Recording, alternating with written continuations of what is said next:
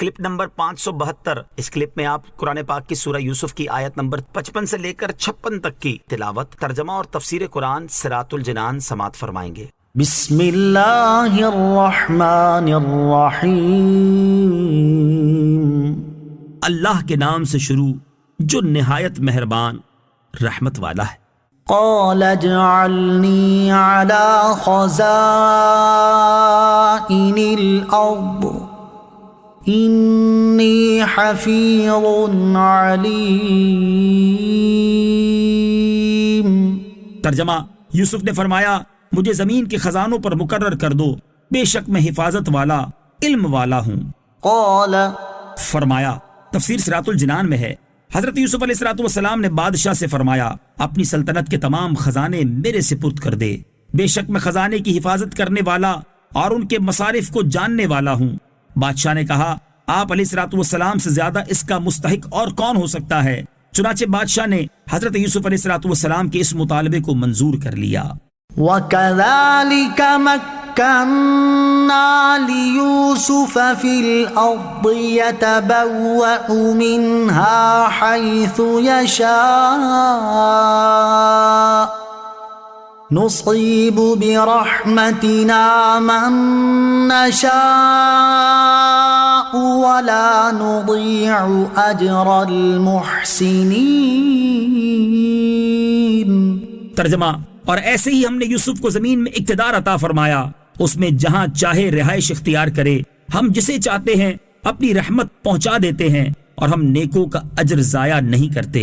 وَكَذَلِكَ اور ایسے ہی تفسیر صراط الجنان میں ہے، یعنی جس طرح ہم نے اندھیرے کنویں سے نجات دے کر، قید خانے سے رہائی عطا فرما کر اور بادشاہ کی نگاہوں میں معزز بنا کر حضرت یوسف علیہ السلام پر انعام فرمایا، اسی طرح ہم نے حضرت یوسف علیہ السلام کو مصر کی سرزمین میں اقتدار عطا فرمایا اور سب کچھ ان کے تحت تصرف ہے۔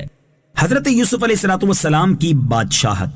امارت یعنی حکومت طلب کرنے کے 1 سال بعد بادشاہ نے حضرت یوسف علیہ السلام کو بلا کر آپ علیہ السلام کی تاج پوشی کی، تلوار اور مہر آپ کے سامنے پیش کی۔ آپ علیہ السلام کو جواہرات لگے ہوئے سونے کے تخت پر تخت نشین کیا، اپنا ملک آپ علیہ السلام کے سپرد کیا، کتفیر یعنی عزیز مصر کو معزول کر کے آپ علیہ السلام کو اس کی جگہ والی بنایا اور تمام خزانے آپ علیہ السلام کے حوالے کر دیے۔ سلطنت کے تمام امور آپ علیہ السلام کے ہاتھ میں دے دیے اور خود اس طرح فرما بردار ہو گیا کہ آپ علیہ السلام کی رائے میں دخل نہ دیتا اور آپ علیہ السلام کے ہر حکم کو مانتا۔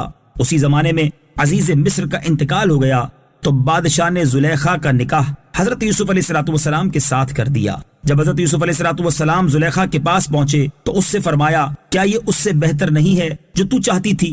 زلیخا نے عرض کی اے صدیق، مجھے ملامت نہ کیجیے، میں خوبرو تھی، جوان تھی، عیش میں تھی اور عزیز مصر عورتوں سے کوئی سروکار ہی نہ رکھتا تھا، اور آپ علیہ السلام کو اللہ تعالیٰ نے یہ حسن و جمال عطا کیا ہے، بس میرا دل اختیار سے باہر ہو گیا اور اللہ تعالیٰ نے آپ علیہ السلام کو معصوم کیا ہے، اسی لیے آپ علیہ السلام محفوظ رہے۔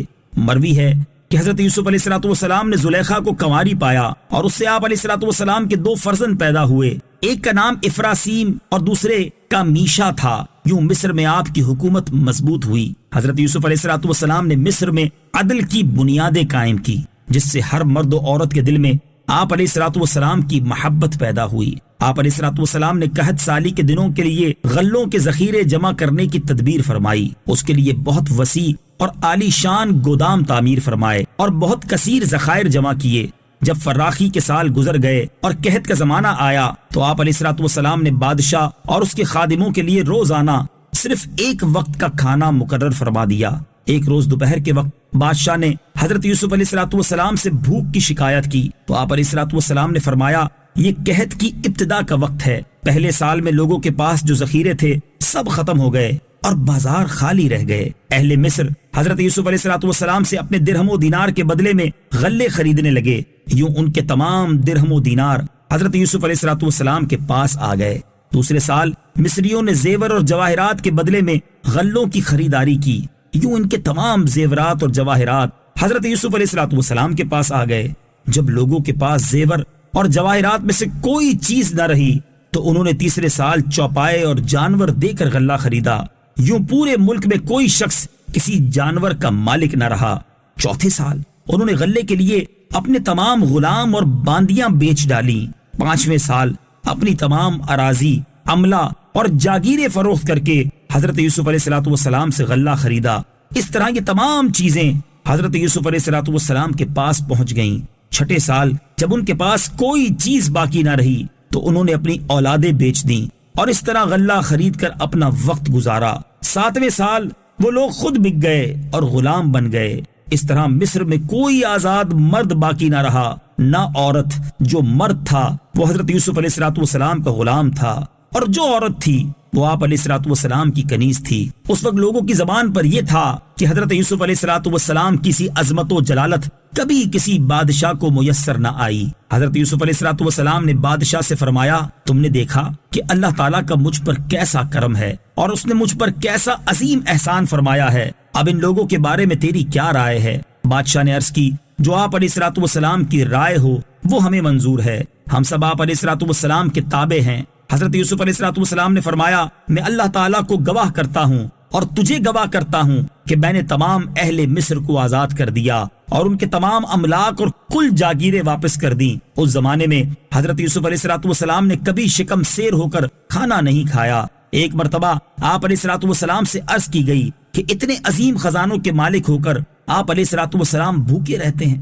آپ علیہ السلام نے فرمایا، میں اس اندیشے سے بھوکا رہتا ہوں کہ سیر ہو کر کہیں بھوکوں کو بھول نہ جاؤں۔ سبحان اللہ عز و جل، کیا پاکیزہ اخلاق ہیں۔ مفسرین فرماتے ہیں کہ مصر کے تمام مرد و عورت کو حضرت یوسف علیہ السلام کے خریدے ہوئے غلام اور کنیزیں بنانے میں اللہ تعالیٰ کی یہ حکمت تھی کہ کسی کو یہ کہنے کا موقع نہ ملے کہ حضرت یوسف علیہ السلام غلام کی شان میں آئے تھے اور مصر کے ایک شخص کے خریدے ہوئے ہیں، بلکہ سب مصری ان کے خریدے اور آزاد کیے ہوئے غلام ہوں۔ حضرت یوسف علیہ السلام نے جو اس حالت میں صبر کیا تھا اس کی یہ جزا دی گئی۔ صلو علی الحبیب صلی اللہ تعالی علی محمد صلی اللہ تعالی وسلم۔ مجھے اپنی اور ساری دنیا کی لوگوں کی اصلاح کی کوشش کرنی ہے انشاءاللہ عز و جل۔